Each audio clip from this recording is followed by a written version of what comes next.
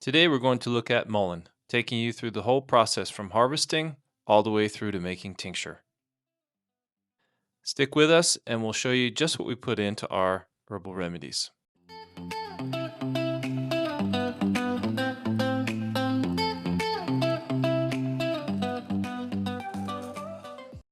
Mullein is a naturalized biennial found throughout the southwest at mid to high elevations and throughout much of North America. It flowers in the late summer up to about 4 to 7 foot tall, and shortly thereafter the full plant dies. The flower, as well as the leaves, are used as separate remedies. From the late autumn to the late spring, numerous pre-flowering plants can be found all throughout the land, from which we will dig our fresh roots to make the fresh root tincture, which is a great remedy for the urinary system, and some like to use it for a musculoskeletal system as well. Now we'd like to take you to one of our harvesting grounds. I've been visiting this location for over a decade, and every so often it produces an abundance of mullein. Here you see I've identified a first-year plant that would be flowering next summer. So the ground is quite moist and loose with a lot of flooding debris. That allows for easier digging. Most importantly, this is a healthy plant. The leaves are large, they're full. Most of them are not rotted except for the ones on the very bottom. And the roots have been growing in rich, moist soil. So that's what I prefer when I'm gathering mullein root for making tincture. And now we'll take a closer look at the root. You see they're carrot-like with a lot of rootlets coming off from the side. So we'll set that one to the side to get washed later, and we'll move on to the next plant. Mullein root could be dug with a shovel. A larger pail shovel could be dug with a mattock pick. But in this case, I find it quite easy just to loosen up the soil around the mullein, and then I can extract 90% of the root. I'll break a few pieces off because it goes off in different directions, but in this way I dig up less of the soil and still get most of the root. And as you may know, if you've come here looking to find out more about mullein root, mullein is a plant that's often used for the lungs, but the root has been traditionally used for the urinary tract. And most specifically, it's been used to address incontinence or inability to withhold urine.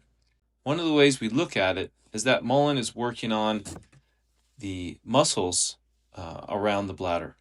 And those muscles can lose tone for a variety of reasons, whether it's lifestyle, excessive sitting, significant events like accidents or birthing, or progressive poor tone of those muscles.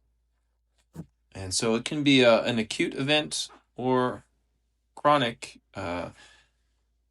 inaction or insufficient use of those muscles that can lead to incontinence. We always gather mullein root from the fall of the first year or the spring of the second year.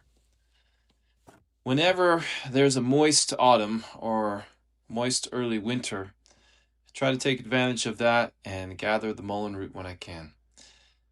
And on the occasion when we have a really dry winter, those roots are going to become perhaps more potent and concentrated, but will be shriveled up and be harder to dig in the spring due to the drier soil conditions. But if we get ample rains and snow throughout the winter, then mullein will be still be easy to gather. Mulleins will still be easy to gather in the spring.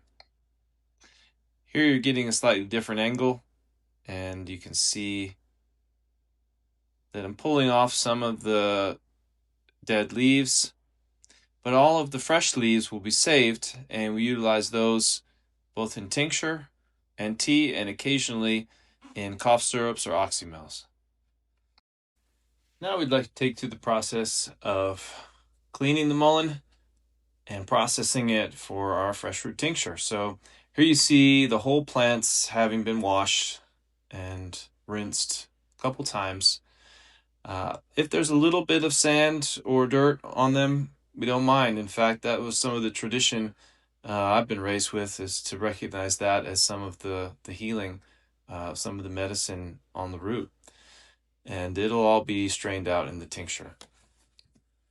So here, now that we have the whole washed plants, the next step is to separate the leaves from the root crown, leaving only root material.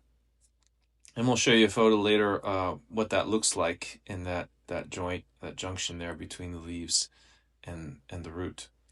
And since we will be utilizing these leaves as tea or for dry plant tincture or in our syrups or oxymels later on, we're going to set them all out to dry. When we are drying herbs, right now you can see me processing herbs in the sun. Usually I don't do that unless the herbs are wet or it's going to be a short amount of time or a mild sun, all in which case applies here.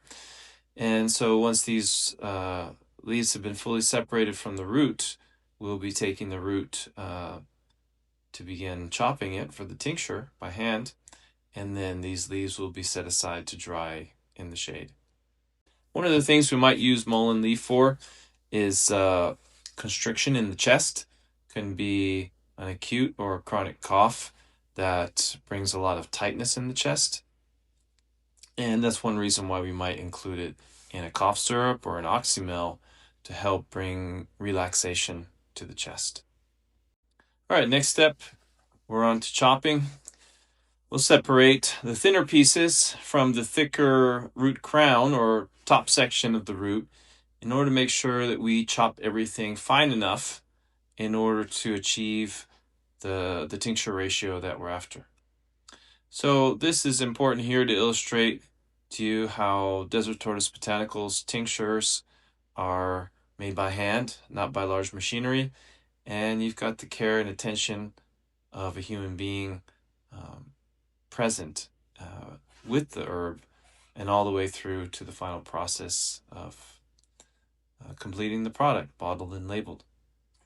So there's very few herbal businesses out there, even small herbal businesses, that have their hands in it from the live plant to the finished product, and actually hands in it. Here we're utilizing a tool, the pruners, the bypass pruners. And this is my favorite tool to be processing the fresh herbs. Whether it's our wild harvested herbs that we make tincture or any other products from, or organically grown herbs that we grow ourselves or purchase from someone else, we are processing everything by hand. We have our hands in everything. And in that way, I feel like we can impart something of ourselves, our intentions, and to do our best to ensure that a quality remedy is delivered to you. And there's that root crown I was telling you about.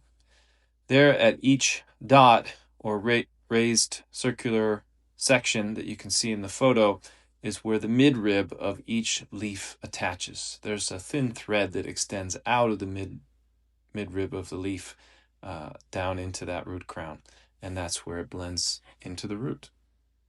And now here we have our finished root tincture. Although it's not finished macerating, it'll be another 2 to 3 months until we press it and strain it and bottle it and label it and put it available on our website, ready for you to purchase. So I hope you appreciated that rundown on how we gather and process mullein root tincture, so you understand a little bit better on what it is we're doing.